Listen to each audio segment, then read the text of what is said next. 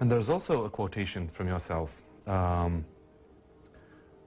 which I find really very spectacular in terms of understanding. You said, much more important than what we feel for our children is the way they perceive these feelings and the way we treat them. Can you please comment upon this? If you ask parents, do you love your child unconditionally? Almost every parent would say, of course. But that doesn't matter, because what predicts to certain outcomes for children is not our intentions as the adult, but the perception of the action of the person to whom the action was done.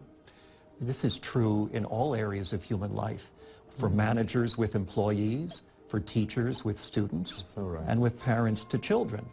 What empirically leads to certain effects are the ways that a given behavior is understood and interpreted by the person who experiences the behavior.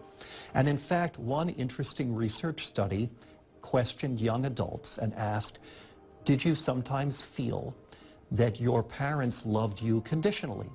That you had to earn their love by being good in school, by being well-behaved in front of their friends, or whatever?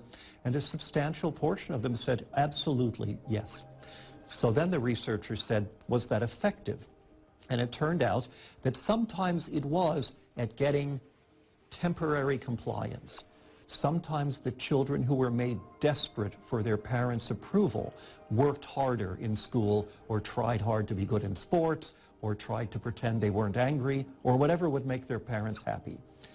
But the long-term effects were very disturbing.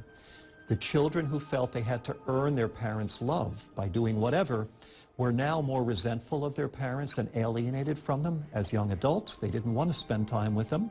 And they felt psychologically unfree. They felt as if they were being controlled from inside. The motivation was internal, but it was not fully owned and integrated. So they weren't able to take pleasure from their own accomplishments. So when you ask, does conditional parenting or do rewards and punishments work? Are they effective? The answer is that they can be effective only to get one thing, which is temporary obedience, but at a huge cost to the psychological well-being of the child. There's also something that, I don't know, this can be pronounced also in a light manner, as half joke, let's say. And this is, if you do something like this, I don't love you anymore. What's the consequence of this? Well, that's what I've been talking about up until now. That's conditional parenting. Number one, the child may infer, perhaps correctly, that it's not really a joke. But number two, exactly that message in earnest might be inferred when it's not even said explicitly. The child just has to watch the parent pull away, if not physically, then emotionally, when the child does something wrong, as if you're turning off the affection, as if it were a switch, a volume knob, you know?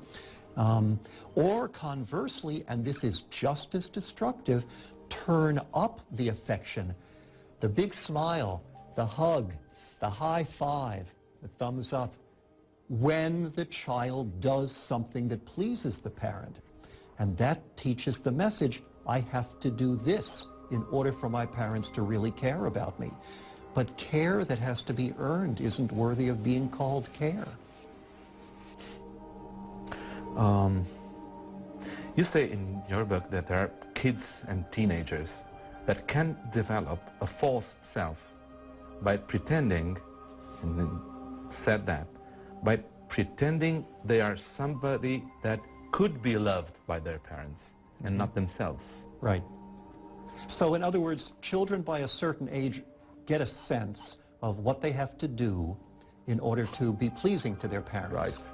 And that may mean being nice or pretending to be nice to everyone even when they're not feeling it.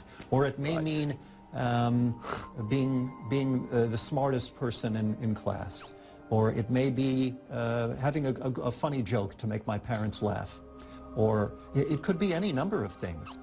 But slowly, in order to get that desperately needed parental approval and affection, they begin to take on that role as if they were an actor in a play.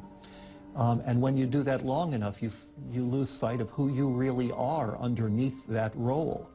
And it takes people sometimes decades, maybe a lot of psychotherapy, to realize it's all been an act. And parents unwittingly cause that phoniness, that alienation from one's true self by demanding that children act the way the parent wants the child to be. Let's talk a little bit about power versus love. Doing my homework for our meeting, I saw a conference on the internet with an outstanding expert in psychology and parenting, and he was talking about, and I quote, calm and confident authority, about gaining and losing points of authority. In your point of view, this is like taming animals or something like that. Can you please talk about this? Well, the traditional approach to parenting is that to be the parent is to attain and retain control over the children. And some people say we do it in an old-fashioned, harsh way, which may include physical violence over children, which teaches children to use violence. We have unmistakable evidence now that children who are spanked or hit, slapped by their parents become depressed and become aggressive, taking advantage of whoever has less power than they do, maybe another child that same afternoon. I will interrupt you just for 1 second. Somebody could say, well, in the world you can find also kind and normal spanking. I'm not sure how physical violence with small children could ever be kind or normal. I fully agree. I mean, to me, as sickened as I am by the idea of men hitting their wives or girlfriends, I find it far worse to talk about adults hitting children under any circumstances and for any reason. But people who don't share that value judgment of mine need only look at the scientific evidence to see compelling data showing the uniformly destructive effect on the child of being hit. What it teaches, the lesson it teaches, is when you have more power than someone else, you can hurt them to get your way. And that is the lesson that corporal punishment teaches. But even parents who would never dream of taking a hand to a child and would, in the word of the expert you quote, use calm and confident power that doesn't require hitting, may nevertheless be teaching the same message. It's just power by a different means. I can have power over you and also screw you up pretty well by simply withdrawing my love from you when you displease me. Sometimes that can be even more alarming to a child, terrifying even, than if I got a spanking. Because, you know, I'm still learning. This is a relationship that is basically about control.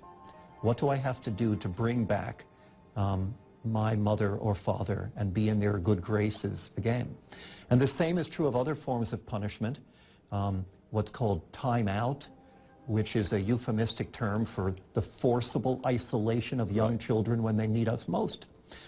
But the problem I try to argue in my book is not just with the technique of getting control. I'm not saying use a timeout instead of a spanking. I'm not saying be calmer in your imposition of force and power. I'm asking people to reconsider the goal of a relationship that is based primarily on power and control. And again, to come back to something you asked earlier, that doesn't mean that the child can do whatever he wants and we just watch. This is a false dichotomy, an either-or that is set up disingenuously by traditionalists. If we don't have calm and confident power, if we don't use penalties, then we are permissive. then anything goes, and it's a laissez-faire approach to parenting, which is completely false. The alternative to what I call a doing-to approach to parenting, involving conditional affection, punishments, rewards, power, is not doing nothing. The alternative is a working with approach where when children do something that troubles us, we don't see it as an infraction to be punished. We see it as a problem to be solved together. And I don't have a simple recipe to say, when your child does this, you stand here and you say the following in this tone of voice. And the second time he does it, you say this. I mean, this kind of one-size-fits-all recipe is disrespectful to both children and parents, because how we respond will depend on many different features of the situation. Lots of people will ask for a recipe. Of course. That's the nice thing about punishments and rewards. They don't require time, talent, care, or courage, because you never have to question your own requests. That's what most parenting books and seminars begin with, the premise that anything you want as the parent is legitimate. Now, I will give you some tricks to make it happen. And that's very convenient for us. I come along and I say, maybe when the child doesn't do what you say, the problem is with what you say. Maybe the request is not reasonable or developmentally appropriate for the child. Maybe it's more for your own convenience than it is to meet the child's needs. I'm interested in families where the question parents tend to ask is, what does my child need, and how can I meet those needs? That's very different from the question, how do I get my child to do what I want? And the vast majority of books on parenting ask the second question without even making it explicit.